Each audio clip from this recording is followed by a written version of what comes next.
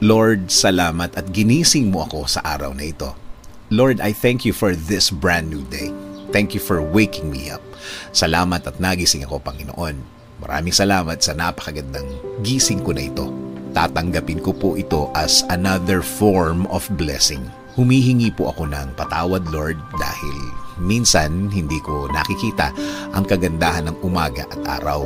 Hindi ko nakikita ang mga bagay na ibinibigay niyo sa akin. Mga bagay na dapat maganda ang effect sa akin. Since na sa problema ako nakatingin, di ko po ito lahat nakikita. Kaya ngayon, Lord, mas magkukonsentrate ako sa mga biyaya niyo sa akin. Mas ibubukas ko ang aking mga mata, ang aking puso, ang aking isip.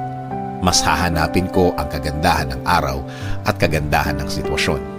Sa ganda ng mga bagay na inilalagay niyo sa aking buhay. Salamat din, Lord, sa mga taong nasa aking buhay ngayon. Sa mga kaibigan na hindi ako iniwan kahit nasa gitna ako ng maraming problema. At sa mga taong nagiging maganda ang impluwensya nila sa buhay ko. Kaya ngayon, Lord, hindi ko tinitingnan kung ano ang aking kakayahan, kung ano ang kaya kong gawin. Instead, Lord, I will focus on you. Sa inyo po ako titingin. Sa mga kaya niyong gawin sa aking buhay ako magko-concentrate.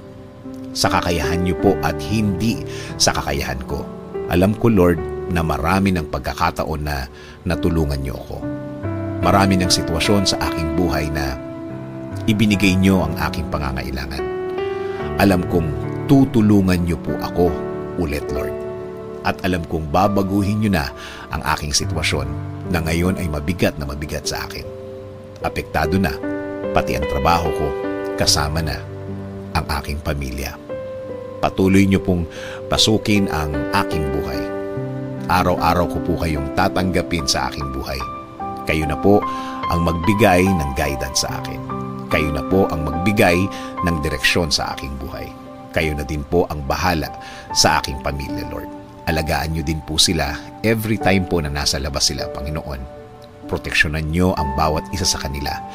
Huwag niyo pong pabayaan din na mapunta sila sa masama. Again, Lord, salamat po sa napakagandang gising ko ngayon. Patuloy po akong kakapit at maniniwala sa inyong presensya. Patuloy po akong huhugot ng lakas sa inyo. Kayo at kayo po, Lord, ang magiging focus ko simula po sa oras na ito. In Jesus' name we pray. Amen.